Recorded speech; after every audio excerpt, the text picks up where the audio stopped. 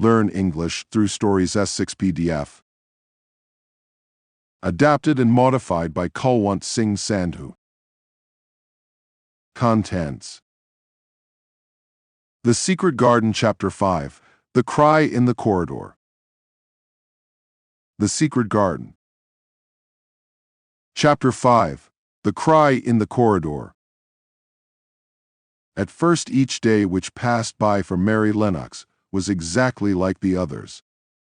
Every morning she awoke in her tapestried room and found Martha kneeling upon the hearth building her fire.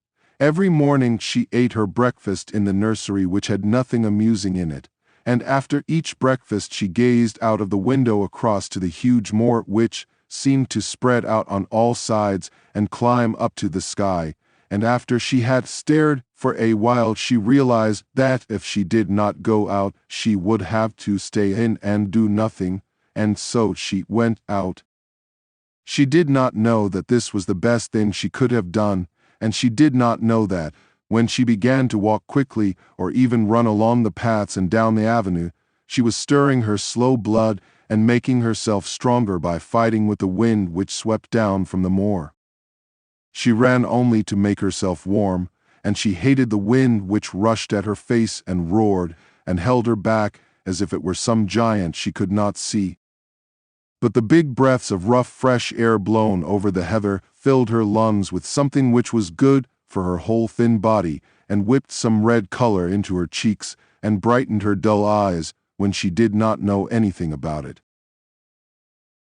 But after a few days spent almost entirely out of doors, she wakened one morning, knowing what it was to be hungry, and when she sat down to her breakfast she did not glance disdainfully at her porridge and push it away, but took up her spoon and began to eat it, and went on eating it until her bowl was empty.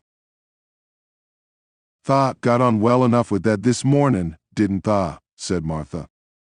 "It tastes nice today," said Mary, feeling a little surprised herself. "It's th air of th more that's given thee stomach for tha victuals," answered Martha. "It's lucky for thee that tha's got victuals as well as appetite. There's been 12 in our cottage as had th stomach and nothing to put in it. You go on playing you out o' doors every day and you'll get some flesh on your bones and you won't be so yeller." "I don't play," said Mary. "I have nothing to play with." "Nothing to play with," exclaimed Martha. "Our children plays with sticks and stones. They just runs about and shouts and looks at things." Mary did not shout, but she looked at things. There was nothing else to do. She walked round and round the gardens and wandered about the paths in the park. Sometimes she looked for Ben Weatherstaff, but though several times she saw him at work he was too busy to look at her, or was too surly. Once when she was walking toward him, he picked up his spade and turned away as if he did it on purpose. One place she went to oftener than to any other. It was the long walk outside the gardens with the walls round them. There were bare flower beds on either side of it, and against the walls ivy grew thickly. There was one part of the wall where the creeping dark green leaves were more bushy than elsewhere. It seemed as if for a long time that part had been neglected. The rest of it had been clipped and made to look neat, but at this lower end of the walk it had not been trimmed at all. A few days after she had talked to Ben Weatherstaff, Mary stopped to notice this and wondered why it was so. She had just paused and was looking up at a long spray of ivy swinging in the wind when she saw a gleam of scarlet and heard a brilliant chirp, and there, on the top of the wall, forward perched Ben Weatherstaff's robin Redbreast, tilting forward to look at her with his small head on one side. "Oh," she cried out, "is it you, is it you?" And it did not seem at all queer to her that she spoke to him, as if she were sure that he would understand and answer her. He did answer. He twittered and chirped and hopped along the wall as if he were telling her all sorts of things. It seemed to Mistress Mary as if she understood him too, though he was not speaking in words. It was as if he said, Good morning, isn't the wind nice, isn't the sun nice, isn't everything nice? Let us both chirp and hop and twitter, come on, come on. Mary began to laugh, and as he hopped and took little flights along the wall she ran after him. Poor little thin, sallow, ugly Mary, she actually looked almost pretty for a moment. I like you, she cried out, pattering down the walk, and she chirped and tried to whistle, which last she did not know how to do in the least. But the robin seemed to be quite satisfied and chirped and whistled back at her. At last he spread his wings and made a darting flight to the top of a tree, where he perched and sang loudly. That reminded Mary of the first time she had seen him. He had been swinging on a treetop then, and she had been standing in the orchard. Now she was on the other side of the orchard and standing in the path outside a wall, much lower down, and there was the same tree inside. It's in the garden no one can go into, she said to herself. It's the garden without a door, he lives in there, how I wish I could see what it is like. She ran up the walk to the green door she had entered the first morning. Then she ran down the path through the other door, and then into the orchard, and when she stood and looked up there was the tree on the other side of the wall, and there was the robin just finishing his song, and beginning to preen his feathers with his beak. It is the garden, she said. I am sure it is. She walked round and looked closely at that side of the orchard wall, but she only found what she had found before, that there was no door in it. Then she ran through the kitchen gardens again and out into the walk outside the long ivy-covered wall, and she walked to the end of it and looked at it, but there was no door, and then she walked to the other end, looking again, but there was no door. It's very queer, she said. Then Weatherstaff said there was no door, and there is no door, but there must have been one 10 years ago, because Mr. Craven buried the key. This gave her so much to think of that she began to be quite interested and feel that she was not sorry that she had come to Misselthwaite Manor.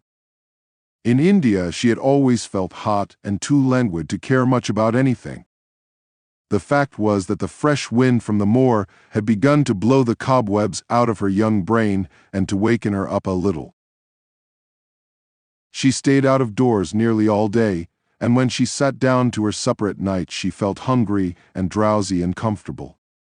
She did not feel cross when Martha chattered away. She felt as if she rather liked to hear her, and at last she thought she would ask her a question. She asked it after she had finished her supper and had sat down on the hearth, rug before the fire. Why did Mr. Craven hate the garden? She said. She had made Martha stay with her, and Martha had not objected at all. She was very young, and used to a crowded cottage full of brothers and sisters, and she found it dull in the great servants' hall downstairs where the footmen and upper housemaids made fun of her Yorkshire speech and looked upon her as a common little thing, and sat and whispered among themselves. Martha liked to talk, and the strange child who had lived in India and been waited upon by blacks was novelty enough to attract her. She sat down on the hearth herself, without waiting to be asked. "Art thou thinking about that garden yet?" she said. "I knew thou would. That was just the way with me when I first heard about it." "Why did he hate it?" Mary persisted. Martha tucked her feet under her and made herself quite comfortable.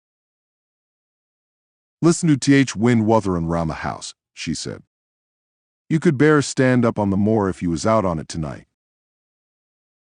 Mary did not know what wutherin' meant until she listened, and then she understood. It must mean that hollow, shuddering sort of roar which rushed round and round the house, as if the giant no one could see were buffeting it and beating at the walls and windows to try to break in. But one knew he could not get in, and somehow it made one feel very safe and warm inside a room with a red coal fire.